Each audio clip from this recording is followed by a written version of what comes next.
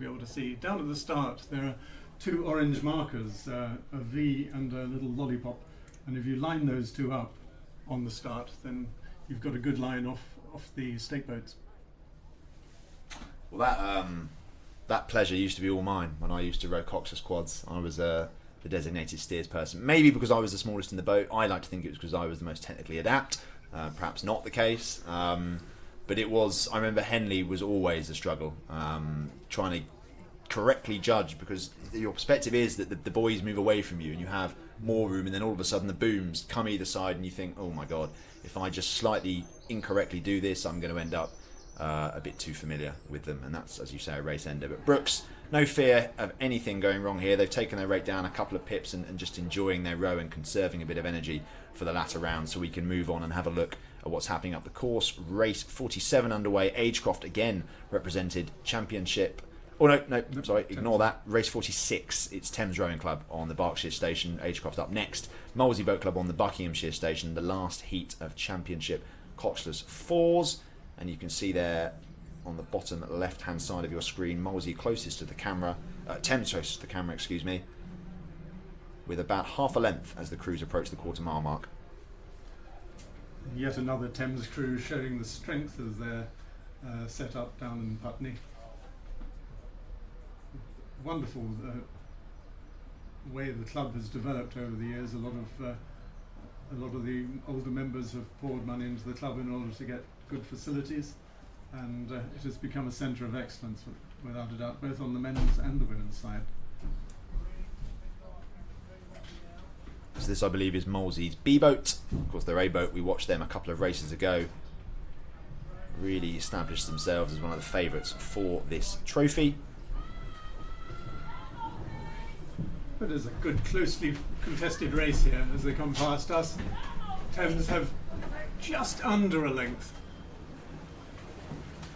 But smooth, really, really smooth, and the rate's jacked right up, approaching the barrier, and they look like they're in control, actually. I think coming past us, they looked composed and relatively comfortable, sitting a length up on their opposition. And actually, we're only a third of the way through the race, so to already have a length is a pretty strong start. But Molesey, no mugs. Even if this is their B boat, you expect a fast crew and a crew that's been trained really well, and a crew that's rowed alongside the A boat all year, so we'll have an idea of what speed looks like.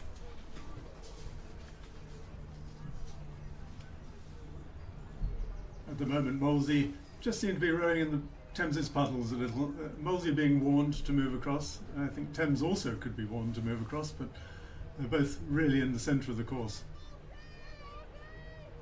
One of the problems is often that the umpire's launch is not right down the centre, and so the umpire has a slightly skewed view of where crews should be in the course. They're clear now, though. I suppose it's that grey area, isn't it? No man's land in the middle of the course. Who owns that part of the river? And if both crews come across, how does the umpire separate them? I suppose he gives a warning to both crews.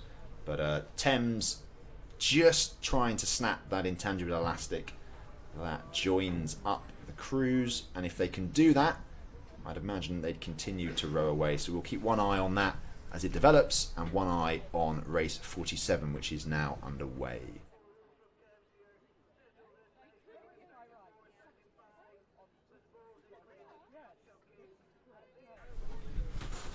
So yeah, race 46, Thames just rowing away from Molesey B, and race 47, Agecroft Rowing Club on the Berkshire station.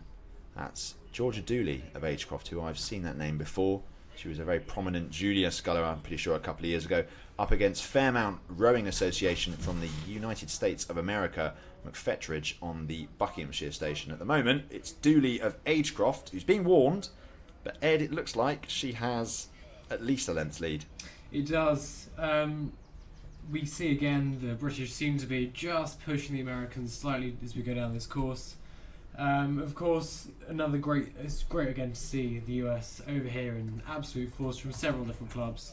But Miss Dooley from Agecroft just seems to have the better start. She looks very comfortable, her blade works nice. Both crews seem to be rating about the same. But the sculler from Agecroft just seems to have a bit more power in the boat that she's putting down just to open up a bit of a lead between herself and her opponent. Yeah, Fairmount, an amateur rowing club founded in 1877 in Philadelphia. They row on the Schuylkill River, I believe. I think we've got some competitors from Schuylkill racing at the Royal in a couple of weeks' time. So interesting to see how they fare out. But at the moment, Georgia Dooley, who was British Junior Champion in 2017 and Henley Women's winner last year, I thought I remembered her name, certainly setting the standard high. But as I said earlier, if you come all the way from the USA, you're not going to be slow. Just watching actually as we can see the two crews in the championship, coxless fours heat, Thames winding up for this finish and crossing the line about a length clear of their opponents from Molesey. You can see here Ed, Georgia Dooley really laying it down. Look at that finish, really pronounced, sitting upright, propelling the boat along, and she's got about half a length of clear water on her opponent from Fairmount. She has. We often see this with the scullers that come through from the junior ranks, is they have that experience, they have that knowledge of what it means to be a good technical rower. They've spent their first few years in the boat with coaches almost one-on-one, really perfecting that sculling technique. And especially on a course as volatile as Henley here, we have launches going past all the time, that really comes into its own when the wash is pushing over the bow, and it all comes down to how you row that boat. Well, interesting now to be inside Georgia Dooley's head, because she, I imagine, is used to having things her own way. She was a fearsome sculler in her junior days and pretty much swept all before her. So I don't think she'll have come across many situations in match racing where she's under this much pressure. So it'd be interesting to see how mature, how composed, and how, I suppose, prepared she is for this eventuality. Exactly. We often talk about a gladiatorial style down the Henley stretch, and nowhere is that more pronounced than in the single sculls. It's one-on-one, you can either see your opponent or you can't. And the girl from the US, when you can't see such a strong sculler as Georgia Dooley up in front, you have no idea where she is, and it really does start to mentally break you down, especially as, you know, we've only done about halfway of the race now. It really will come down to who's got the tougher brain cells further on in this event. But for now, Georgia looks like she's going to win this event quite easily, taking the rate down there. Ooh, big statement that, Ed. Quite easily. Well, I have fallen... commentator's curse. Exactly, I've fallen victim to the classic commentator's curse. And it does appear that the US have indeed sent some strong horsepower over here. Georgia had that really strong lead, but now maybe she went off too hard, relaxed too soon. Quick look round there from the sculler from Fairmount Rowing Association, just seeing her bow ball creep up on her stern. Almost half a length there, I reckon. Just between the scullers. It could be tighter than I originally imagined, Tom. Yeah, to be a fly on the wall in the minds of both of these scullers, because you saw the look round there from McFetridge, which indicates that either she's worried or she's confident. That she has got the sort of legs to go past Dooley in the latter stages. And I have to say, having watched Georgia Dooley scull for a couple of years now, I've rarely seen her look this flustered, look like she's had to put this much in. So we'll keep an eye on what happens there on the top right hand side of your screen, but I do believe the next race is underway, which is race 48, Cambridge University Women's Boat Club on the Berkshire Station, and that is Abigail Parker up against Flynn of Upper Thames Rowing Club on the Buckinghamshire Station. So of course Cambridge University famed for rowing and famed for the boat race, but handy with two oars as well apparently. It seems that where there are a few little wobbles off the start there from the girl from Cambridge. She seems to have fallen down just behind her opponent from Upper Thames as they come off the start. I could be wrong, but I don't think she has an opponent. As I look up the course, I can't see another sculler on the course. No. This looks like it could be a row over, so perhaps the Cambridge sculler just making her way down the course, gunning it in the early stages, but perhaps we have a did not start from the Upper Thames Rowing Club competitor, because unless my eyes are deceiving me, I think it was my eyes that were deceiving me, to be honest. If we watch the top right-hand side, we can see the sculler from the USA. I think she sculled through Georgia Dooley of Agecroft. I could be wrong. It definitely looks like that from here. Wow. That is an upset if that has happened. I have to say, Ed, that's completely your fault.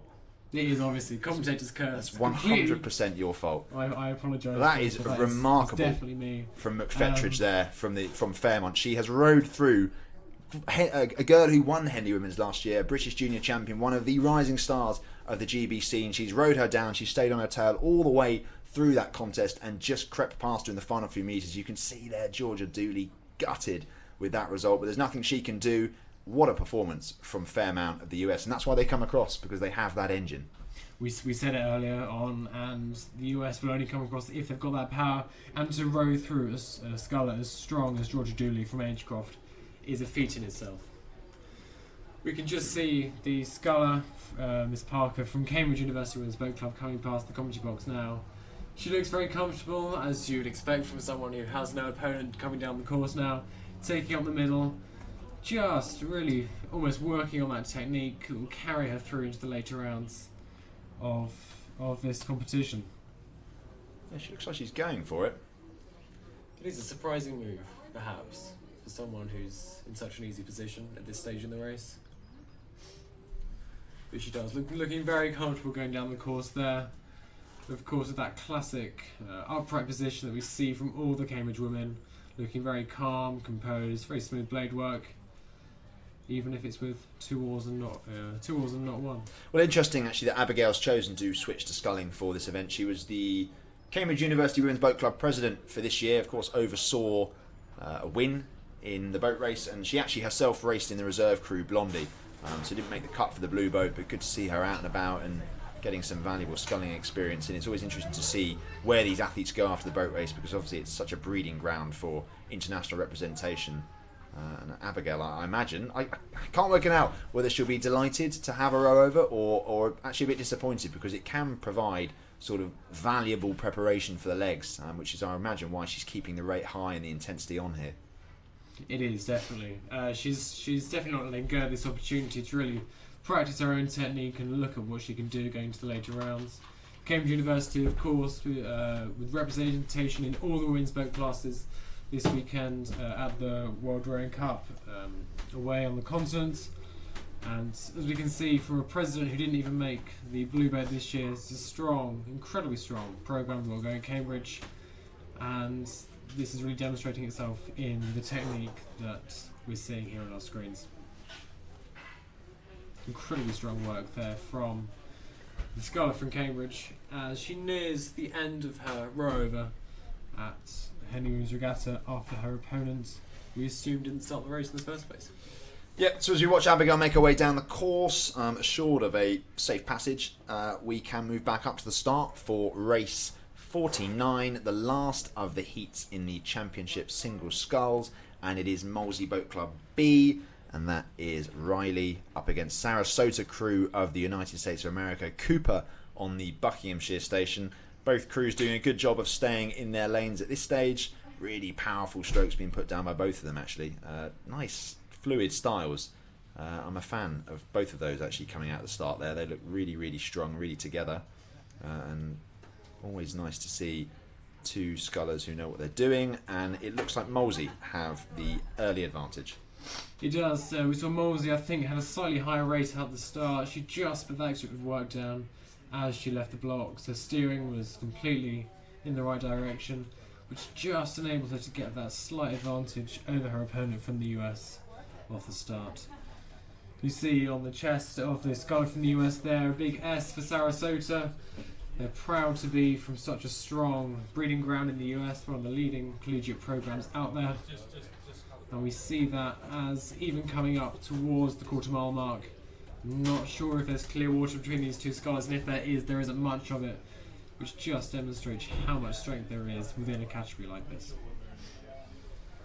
Yeah, hailing from Florida, of course, Sarasota. I think they were involved in some capacity with the British Rowing Championships.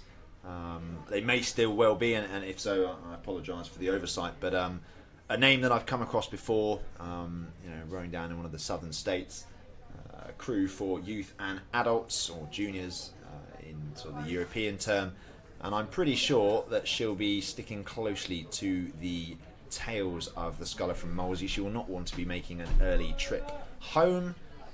I imagine these crews, of course, if they do get knocked out and they've come all the way from the US, they enjoy their weekend in the Oxfordshire countryside, but at the moment Molesey showing little mercy.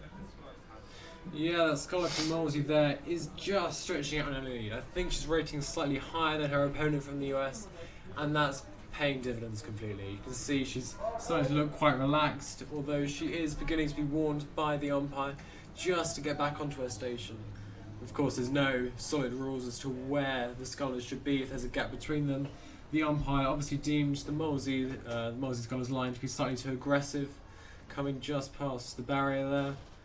And she's been back onto her station as the US girl seems to be coming back slightly from what I can see here. Yeah, the two crews converging in the middle of the course. I suppose one rule that is pretty steadfast is if you hit the other crew, you're probably in the wrong.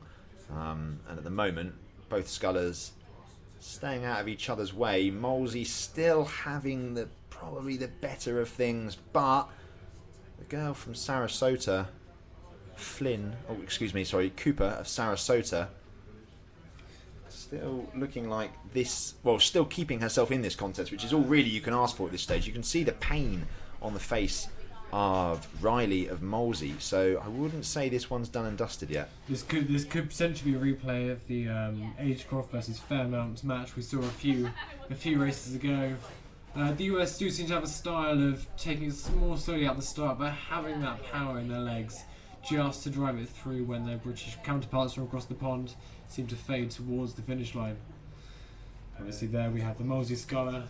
Nice view of her technique, which despite the obvious pain in her face, is holding up to the test of the booms and the course here at Henley.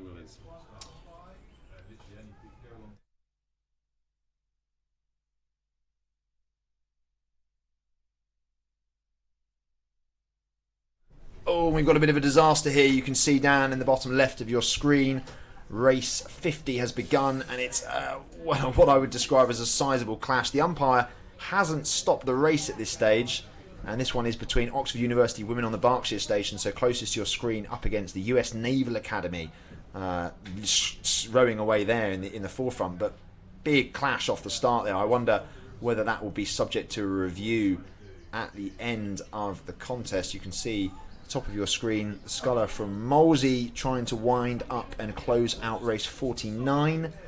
Be interesting to see whether she can hold off the advances of Cooper from Sarasota crew in Florida. But this is a heat of the championship coxless fours, Oxford up against the US Naval Academy, and a massive clash. The main talking point